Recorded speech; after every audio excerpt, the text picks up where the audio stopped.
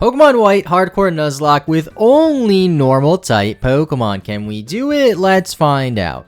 To quickly go over the rules for this Pokemon challenge video, for the regular Nuzlocke rules, we can only catch the first Pokemon we see in each area, or in this case, the first normal type Pokemon we see in each area. And if a Pokemon faints, it can't be used in battle again. For the hardcore add-ons, we can't heal in battle. We have to adhere to a level cap of whatever the next gym leader's highest level Pokemon is, and we must play on set battle style. This monotype hardcore challenge seems a bit easier than the previous one we did on Pokemon Black 2 with only poison types, but harder than some of the color-based hardcore challenges we did, both of which will be linked in a playlist in the description if you want to go check out my other hardcore Nuzlockes. This run was also streamed live on my Twitch, so you should follow me over there if you want to see these live, which is also linked below. To showcase some of the Pokemon we can use in this run, there's Lillipup, Patrat, Bouffalant, Sawsbuck, and Braviary, which is a white version exclusive, just to name a few. There's actually quite a decent selection of Pokemon here, more than enough for a full team and some reserves. We also ran a poll on our YouTube community tab to figure out what we should replace our starter with, and Bidoof won, which will give us a bit of an advantage since you can't normally obtain Bidoof in this game, and Bidoof really isn't that bad. Now let's start up Pokemon White and hammer away at it with only normal type Pokemon.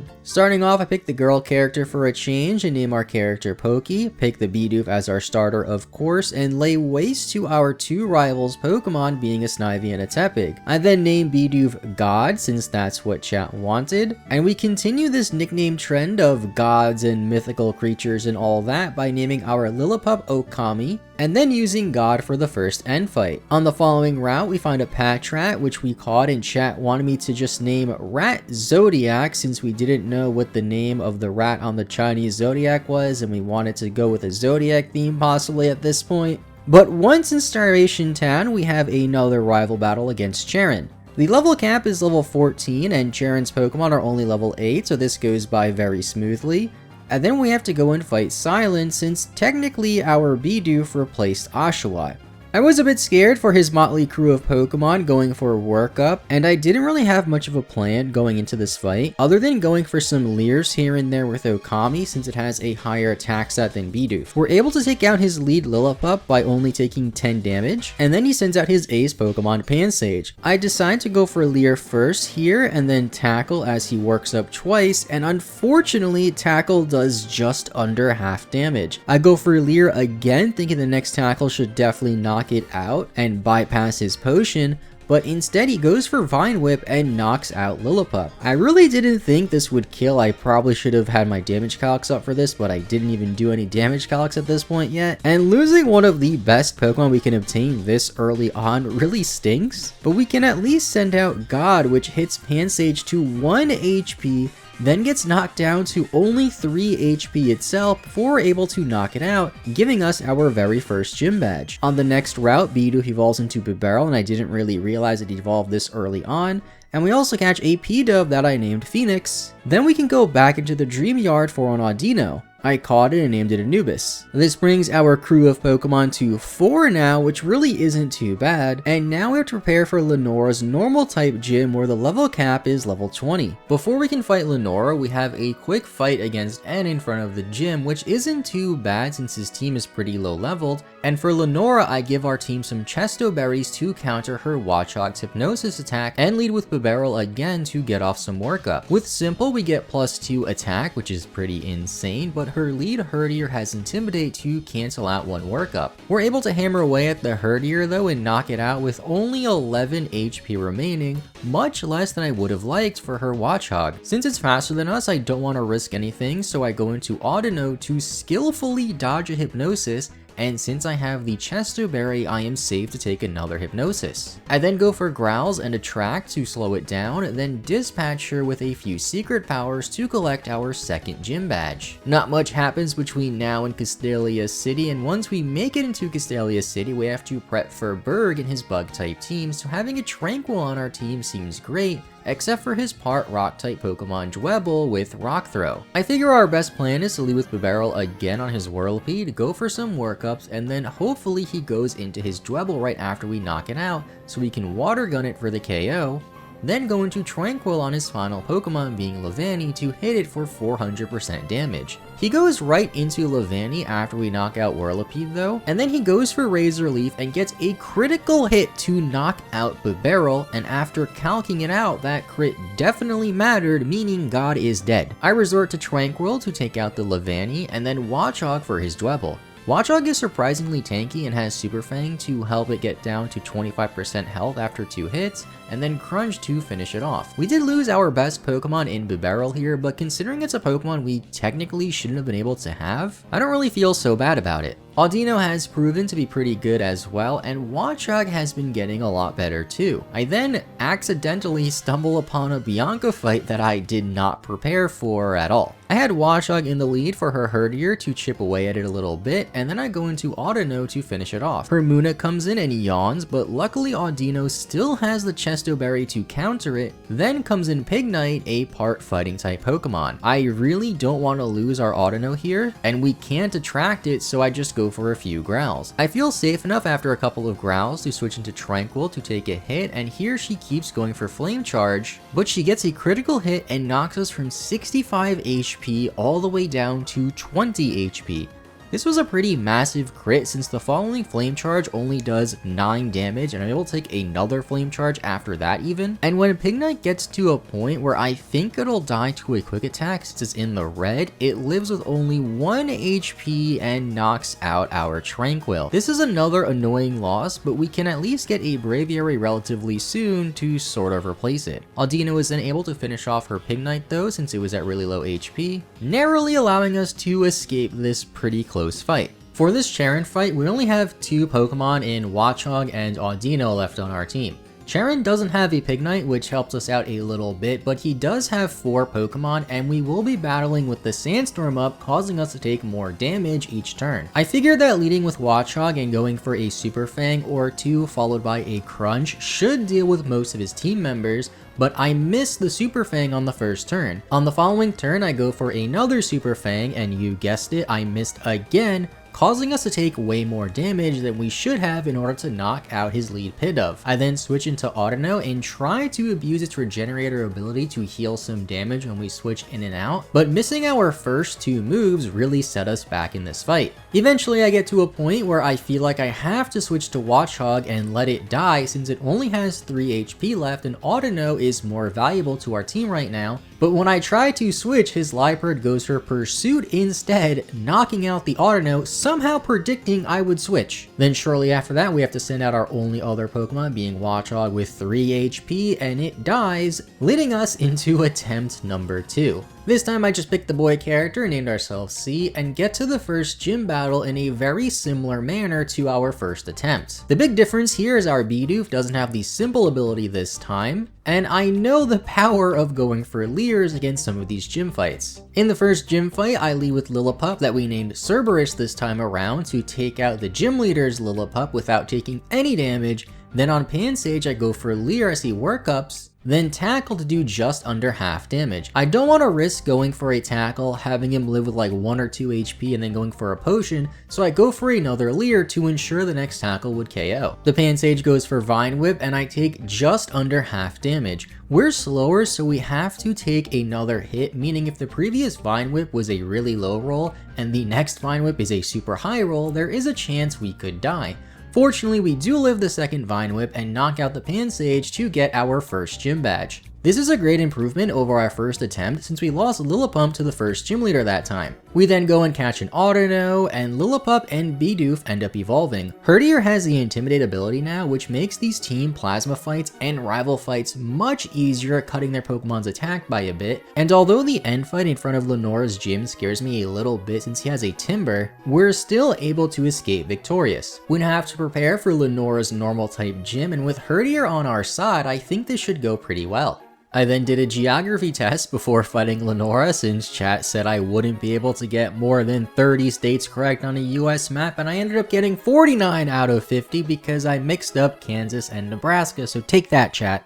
In Lenora's gym, Patrat ends up evolving against one of the junior trainers into Watchog, and my strategy for the Lenora fight is to lead with Bibarel, go for workup, and try to sweep her normal type team. I accidentally led with Herdier though after like 10 minutes of theorizing, which still isn't too bad since we get the Intimidate off on her Herdier. We're able to knock out her Herdier, then I go into Bibarel on her Watchog and get knocked out by Retaliate. I really didn't think that would kill us, but at least we have our Audino to fall back on with a track to stall it out. We then have to go through the Pinwheel Forest where I caught a Pidove along the way and named it Hermes, and then I get ready to fight Berg. I figure that Pidove will be great here, especially for the junior trainers, but it turns out that one of the junior trainers has a Dwebble, outspeeds, and gets a critical hit to knock out Pidove. I'm not sure if the crit really mattered or not, but without our flying type Pokemon, we have to rethink our strategy when we fight Berg. In the battle against Berg, I lead with Watchog of course, and manage to get all the way to his Levani before I switch into Audino. I then hammer away with secret powers and make it through Berg unscathed. We now have the opportunity to catch a Minccino, and I name it Mini, which will be good when we get the Shiny Stone to evolve it once we reach Driftveil City. Looking ahead for Elise's electric type gym though, and this one can be a pain with her Volt switching Emolgas with the static ability. In the battle against her, we of course rely on Watchog here again and manage to knock out the first Emolga, but we only have 20 HP remaining for her second Emolga and her ace Pokemon Zebstrika. She has Pursuit on this Emolga, which can kill us if we switch, and if we stay in, we die to a Volt switch, so we have to take a bit of a risk here. I decide to just switch to Audino, thankfully don't get pursuited, as she Volt switches into her Zebstrika.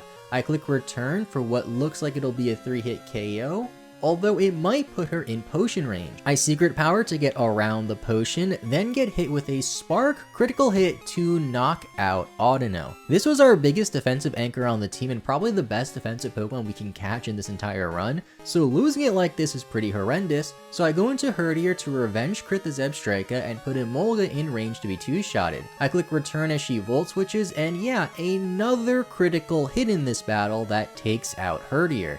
That's 2 losses in this one battle alone, just from critical hits, and surprisingly, Mini comes in to give us the win to clean up her last Pokemon. If we didn't get critted twice in this battle, we probably wouldn't have lost any Pokemon here, and 2 Pokemon remaining so far, so things aren't really looking great, since our next catch pretty soon is Deerling, but we can't evolve it until after we beat Clay to rise the level cap. I then didn't play for nearly a week. Since if you didn't know, I stream these playthroughs live on Twitch and I couldn't stream for a couple of days, and when I returned I realized how difficult these next few segments would be for our 2 Pokemon. We first have another rival Cheren fight, which really scared me at first, but Watchog with Workup is just too strong and takes him out. When we make it into Driftveil City, I catch a Deerling as soon as I can and name it Rudolph, then get the Shiny Stone so we can evolve Cinccino into Minccino or Minccino into Cinccino, I always mix them up, once it learns Wake Up Slap at level 31, which coincidentally is also the level cap for Clay's gym. I then spend some time planning and realize our best way to get through Clay is to use our Cinccino, teach it Grass Knot for his Palpitoad, have a Workup so we can have at least a 68% chance to one-shot his Excadrill at +1 attack with Wake Up Slap, and then Wake Up Slap on his lead Krokorok and of course the ace Excadrill. According to Cerebee's page though for this gym fight, it says that Krokorok would have Intimidate, but it didn't, which is great for us as it effectively saves us 1 turn, since we now only have to go for 1 workup instead of 2 like I previously thought. We one-shot the Krokorok, go for workup on the Palpitoad as it gets a critical hit Bulldoze on us to also lower our speed, then Grass Knot at the following turn to knock it out. Excadrill comes in and goes for Slash, leaving us with just 11 HP and didn't get a critical hit for once. We have a 68% chance to knock out an Excadrill at +1, assuming the Excadrill has max HP and defense IVs, and gym leader Pokemon typically don't have max IVs from what I understand, so his chance of living is incredibly low. We are able to one-shot it though, giving us our 5th gym badge and raising the level cap to level 34. I'm then ambushed by a Bianca fight here, and maybe I should have gave return back to Minccino to help our damage output a little bit, but I didn't. However, we are somehow able to take out Bianca's lead Herdier after the Intimidate,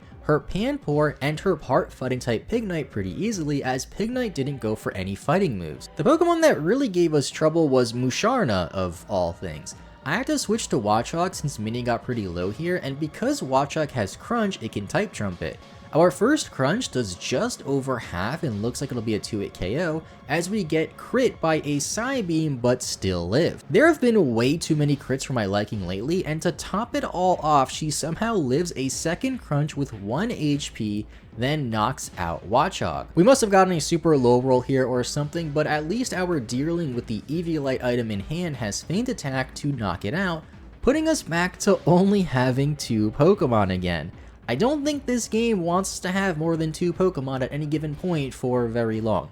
We now have to go through Chargestone Cave, have an end fight that I totally didn't start without eithering my Wake Up Slaps by accident, so I reset for that, then make it to Mistralton City. In this town, we have to fight Skyla and her flying-type Pokemon Gym. I think that Mini should be good for this gym, but first we have to ring some stupid bell by a nearby tower, which has these trainers that if you press the B button on certain floor, they move around. I had no idea that was a thing and why it only exists here, but there are still some unavoidable trainers that I end up going 1 level over the cap with Mini, even though I avoided as many trainers as possible. Hopefully nobody's too mad at me being 1 level above, but before we fight Skyla, I learned that there is a move tutor in this town to teach Mini the move Rock Blast, which combined with the Expert Belt and the Technician ability completely destroys Skyla's whole team, even if we were only level 35. This gym battle goes by way better than even Clay's gym, and although we only have 2 Pokemon on our team, I'm feeling pretty confident because of how strong Mini is,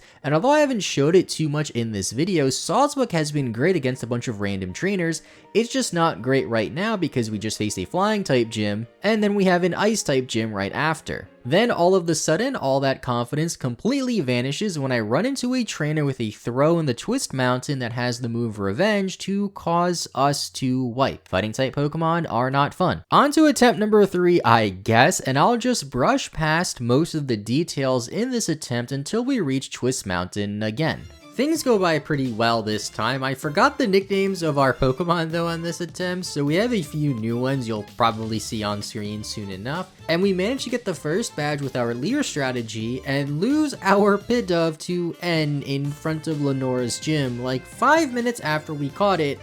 Again, at least we get through Lenora unscathed and can go through the Pinwheel Forest next and into Castelia City where we fight Berg. And although I was a bit scared and spent a lot of time planning, I go through the same strategy we did the first time where we went for Super Fangs and Crunch with Watchog, but also gave Herdier the Eviolite to allow it to tank hits a bit more when I had to switch it into the Levani. 3 badges so far, 1 death on this attempt, not too bad. Next up we have those 2 rival fights north of Castelia City against Bianca and her Pignite and then Cheren. I'm pretty scared because they have caused us a lot of trouble in the past. I still get the Retaliate TM since it's the strongest normal type move we have access to and use the Workup strategy again. I knew Workup was good in this attempt, but we really see its power as it allows us to get through Bianca and then Cheren without very much of an issue at all. This then brings us back to Nimbasa City and ready to fight Elisa's electric type gym. I have a similar strategy of using Watchog with the Pecha Berry to help for any potential paralysis, then go for workups and hammer away with return since we can conveniently buy the return TM in this town now, which is the strongest move we can possibly get. Watchog isn't going to be able to solo run this gym though, but it does knock out one Emolga and do a lot of damage to Zebstrike and other Emolga before I switch into Herdier to come in to clean up.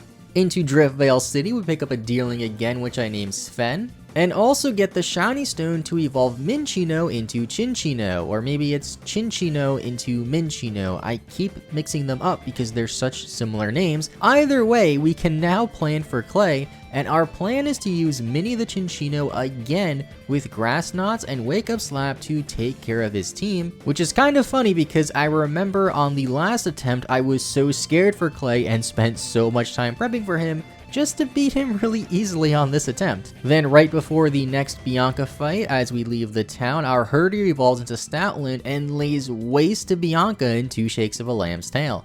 Now we have to prepare for Skyla again, and we're right around where we wiped in the last attempt. Mini proves her dominance by spamming Rock Blast again to easily take out Skyla, And although we have some close calls against Cheren in the fight before the Chargestone Cave over here, we have a full team of 6 now and can switch around Pokemon much easier to just effectively out-stamina Cheren. I then avoid that one wild trainer in the Wayward Cave that caused us to lose in the last one with that throw, and make it into Icarus City, the farthest we've made it yet. Here we mess up with these kids playing around. You gotta mess up with these kids when you get to this town, and use Minnie again with Wake Up Slap for Bryson's Ice-type foes. Minnie's able to 2-shot his entire team with Wake Up Slap, and after some damage calcs, it looks like the best option, although we get hit by a crit from Baratic. We still live it, but I have to switch out in order to take on his last Pokemon in Cryogonal. I go into Stoutland and take it out with a return, giving us our 7th gym badge now. There's then some other small story stuff to do that isn't really much of a problem for us, and then we have another Bianca fight, of course. Can't go more than 10 minutes in this game without a rival fight.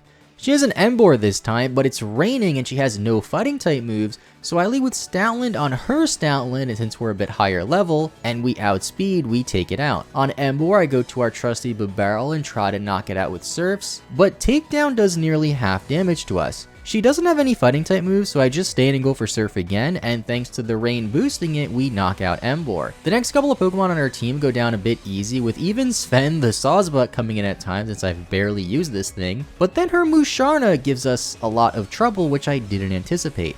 It does way more damage to us than I thought, and tanks hits much better, and on top of that keeps spamming defense curls. I then make a huge misplay with Audino, thinking it had Regenerator but it didn't, trying to heal it up by switching, and I also completely neglect the idea that we could have just gone for special moves here because her defense was so high, and this causes us to lose Audino unfortunately. Bibarel does come in to revenge KO for Audino, and although we only have 5 Pokemon on our team right now, we can finally get another encounter coming up, which ends up being a Rufflet that I named K-Kona. We could have also caught a Bouffalon here since they share the same route, but after we get the 8th gym badge, we can at least find Bouffalon. Now we have to take on Iris, the 8th gym leader, and her dragon type team. We have access to the Blizzard TM for Bibarel as well as Ice Fang on Stoutland now to help out though. As a Druddigon from one of the first junior trainers goes for revenge to knock out our Bibarel after our Blizzard misses the KO, and then later on another junior trainer does way more damage with their Fracture going for Dragon Claw than I anticipated, and I was kind of forced to let something die, and it had to be Oswald the Watchog. I'm really disappointed by this because Watchog was really good, especially in the middle part of the game. It was kind of a fan favorite in the Twitch chat. So losing 2 Pokemon to the junior trainers is really not ideal. Maybe if we still had Audino's Bulk with the Blizzard behind it, this would have gone by a lot better, but when we do finally make it to Iris and her team of 3 mono dragon type Pokemon, I just lead with Cerberus again and rely on either Return or Ice Fang. We unfortunately can't work up too safely against her since of course all 3 of her Pokemon have Dragon Tail to phase us out. I take on the Fracture as it just goes for Dragon Dances, and then go for a bit over half damage on Druddigon before getting Dragon Tailed into Cinccino to knock out the Druddigon.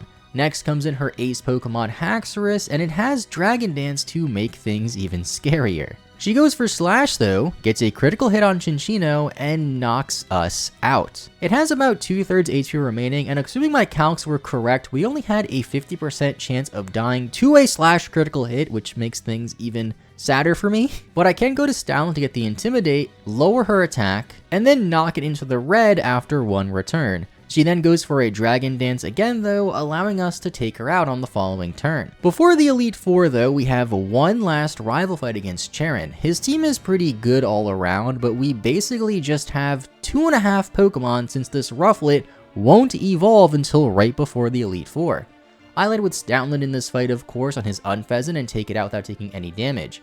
On Superior, he outspeeds us and goes for a Coil, and tanks her return with over half health thanks to the defense boost. Superior then goes for Leaf Blade, gets a critical hit, and knocks us all the way down to 19 HP. The return we went for on that turn gets him real low though. Here I know I'll die if I stay in, so I think about what to switch in. I go to Sawsbuck to take a Leaf Blade, although it did more than I thought, and then I take another one with just 33 HP remaining and miss the KO somehow, although Superior was super low and somehow tanked a Feint attack. I am forced to go to Rufflet here to take a hit, and luckily we resist grass to make it a bit easier, and then knock out the Serperior. On the Simipour though, we have to do something a bit risky. If I stay in, I'm definitely dying with Rufflet, and he still has a Liepard in the back we have to worry about since it's pretty fast. So what I need to do is switch into our low HP Sawsbuck, take a Scald, which is its strongest attack I can go for, hopefully don't get burned or critted, and then Horn Leech to one-shot the Simipour and heal enough HP from it to then take on the Liepard. I switch into Sawsbuck, live a Scald, don't get burned, and should outspeed due to our level advantage, although I don't know for sure because Simipour is naturally faster. I click Horn Leech, and by the graces of Arceus, we outspeed, one-shot, and heal a ton of health. Liepard then comes in and is no match for Sven the Sawsbuck, making me feel like I cheated death escaping that one without losing any Pokemon. Up next, we then have our final encounter, a Bouffalant. There was some confusion while streaming this as we thought I couldn't get both Rufflet and Bouffalant since they do share a same route earlier on when we caught Rufflet, but it does turn out you can find a Bouffalant in this badge area, so I caught it and name it Stitch because it is Pokedex number 626. I then go through the Victory Road and spend a lot of time prepping for the Elite Four. We only have 4 Pokemon, but since the level cap is 54 now, Rufflet can finally evolve into Braviary, which is a huge help. I know that Marshall's fighting type team will be a huge problem still, so we'll need to rely on using Braviary for him as much as we can. Since we have access to Crunch and Shadow Claw though, I figure that Chantel's Ghost type team will be easiest, especially since we're immune to Ghost, so I decide to battle her first. We need Expert Belt on Stoutland though to guarantee 2 shots on everything with Crunch though, and have to hope we either flinch, get a crit, 1 shot, or have her lead Cofagrigus, not go for Will-O-Wisp, or go for Will-O-Wisp and miss, so that way we can get a pretty easy sweep on this battle. She of course lands the Will-O-Wisp though, as Crunch does just over half, and I decide to try to stay in to see if we can get lucky and knock out Cofagrigus, since the only other moves it can really go for are Grass Knot and Psychic, which we can tank. She of course lives with like 1 HP, gets a special defense drop off the Psychic, and then heals. If we stay in, we definitely die, so I go to Braviary to try to Shadow Claw her, and hope she misses a Will-O-Wisp again or doesn't go for a Will-O-Wisp, but nope, she goes for it and lands it, of course. It looks like we might kill with Shadow Claw again though through the burn, but nope, 1 HP left again. She then heals as I try to go to Sawsbuck to kill with a feint attack, but it does way less damage than I thought. Someone in chat then pointed out how Horn Leech should just do more damage because of stab, so I go for it and knock out the Cofagrigus without being burned. The problem is her next Pokemon is Chandelure, and it lands a Fire Blast to knock out Sawsbuck and gets a crit to just rub it in more. I don't think it mattered, but it still made me a bit saltier. I go to Braviary and die to another Fire Blast, then go to Stoutland to try to get as much damage as possible and do a decent bit, but nope, she lands another Fire Blast and kills us. All that's left now is our Bouffalant, which we just recently caught, which would knock out Chandelure with Bulldoze, but no, she lands another Fire Blast, and on top of that gets a critical hit, which I'm pretty sure mattered, and knocks us out, ending our normal only run at the Elite Four in the Unova region. This run was harder than I thought, mainly because of the Elite Four and Marshall, but I do think this run is possible if you get lucky enough and plan better than I did. Normal types in general are pretty strong and diverse and there's a lot you can do with them, but at the same time they can be pretty easily exploited as most of them are just physical attackers and of course they're all weak to fighting. Now it's been about 2 months since I started streaming this run live on Twitch, and as I'm typing this, Brilliant Diamond and Shining Pearl are very close to coming out, so we'll have to end our Pokemon White Hardcore Nuzlocke with only normal type Pokemon right here. We did get pretty far and I learned a lot in this run though, as each attempt we did get noticeably better. I still can't believe how we lost in that first attempt, and Twitch chat being with us did help a lot. I do still plan on streaming some more Hardcore Nuzlockes on Twitch though, and then compiling them into a video like this one when they're done, and if you want to watch these runs live, make sure you follow me on Twitch, link below, or if you want to see the stream highlights, make sure you follow my extra channel, which is also linked in the description. With all of that out of the way, I wanted to thank you all so much for watching. Hope you have a good rest of your day. I will see you all next time, and bye bye.